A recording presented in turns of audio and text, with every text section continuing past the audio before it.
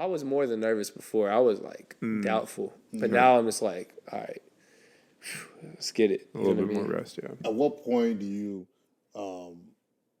like, know a song is good? You know, so with my kind of related back to my confessions that we were talking about earlier. This is on a different kind of scale, but I'm trying to help you understand my question. There's like some that I write that I'm like, okay, I know people want to really like this one.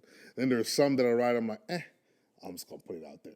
Like, is that something that you feel where it's like, I know this song is really gonna impact people a lot? Yes. So I went out. It's 50-50, bro. Or maybe not even impact. You're like, nah, this is a good song.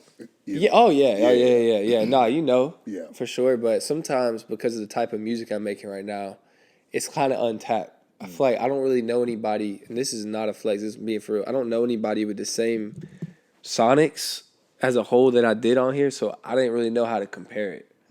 So I didn't know if it was good or not, as for some perspectives. But I had to sit with it, and it just resonated over time. You know what I'm saying? Yeah. So, you know, yeah, I think you have to just trust him and trust your gut. Be like, all right, yeah, I love it. You know what I mean? I don't know. Like, there's times where it might be doubtful, and then you play it for somebody, and they're like, bruh, that one right there, like the one song you're doubting, they're like, that one right there hit me in a different way. So I don't know, bro. It's kind of in the air. Like, I feel like it's just all we can do is be pure in creating and let people decide how they feel. But if it's for man's approval, then we'll seek that out. And don't be wrong, I'll let people hear it. You know what I'm saying? Because I want it to sound good too, not just the message. And no, you definitely know, like, when you got something crazy. But then there's, like, the next layer of, like, sharpening it. And then that's, like, the other part is, like, when is enough enough? When is it done? And I've come to find that art is never done. It's never done. I think a lot of artists say that, but I've actually came to find that to be true. I feel like it's really never fully done. I don't feel like. Well, so it's funny because I think in some aspects, all creativity is risk. Oh, yeah. To where there's never really something that is like a certain thing. But going back to Friday night and the Mona Lisa like little documentary that we were watching, like Da Vinci knew he had something special.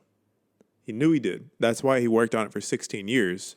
But the thing is, I'm sure whenever he finished working on it, I'm sure still to a degree there was like, should I put in a little bit more work, or is 16 years good enough? And so all people kind of go through that, man. Can I speak on that real quick? Bro. All right. I think this is going to be the biggest nugget of this whole thing that I've probably said, because it's something that me and Miles were talking about, and it's a revelation that I've gotten, I feel like, from him, from myself, in the search of art and what's right and all that.